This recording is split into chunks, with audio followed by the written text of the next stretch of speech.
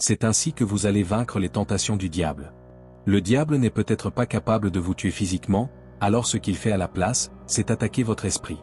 Le serpent n'a pas forcé Ève à manger du fruit défendu. Au lieu de cela, il a attaqué son esprit. Le serpent a semé le doute et la tromperie, manipulant ses pensées jusqu'à ce qu'elle agisse en conséquence. C'est la stratégie du diable. Regardez l'histoire de Job. Dieu a permis au diable de tester Job, mais il n'a pas permis au diable de le tuer. Cela montre que le diable opère sous l'autorité de Dieu. Le pouvoir du diable est limité. Il peut tourmenter, il peut tester, mais il ne peut pas tuer sans la permission de Dieu. Que fait le diable à la place? Il attaque notre esprit, dans l'espoir de nous détourner de Dieu. Lorsque vous luttez contre la tentation, pensez Y. Le diable vous force-t-il physiquement à pécher? Est-ce qu'il prend le contrôle de vos mains? Et vous mène au péché? Non, il murmure des mensonges et des tentations dans votre esprit.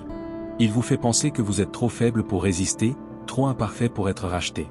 Quand on est tenté par la pornographie, par exemple, le diable ne vous y oblige pas, murmure-t-il.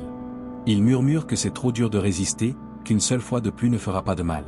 Et petit à petit, ces murmures deviennent votre réalité. Dans l'histoire de l'homme possédé par le démon dans Marc 5, l'homme vivait parmi les tombeaux, isolé et tourmenté. Il était en proie à une légion de démons. Mais quand Jésus est apparu, tout a changé. Jésus n'avait même pas besoin d'être proche. La simple présence de Jésus, le changement d'attention de l'homme, chassa les démons. Son esprit est passé du tourment au salut.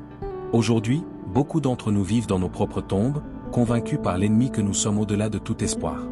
Le diable veut que nous restions dans ces endroits sombres, que nous mourions spirituellement, séparés de Dieu. Mais tout comme l'homme possédé par un démon, nous avons le choix. Nous pouvons déplacer notre attention vers Jésus. Lorsque nous pensons à Jésus, les mensonges, les chuchotements, les manipulations du diable perdent leur pouvoir. Fixez vos pensées sur Jésus. Le diable ne peut pas contrôler un esprit résolument concentré sur Dieu.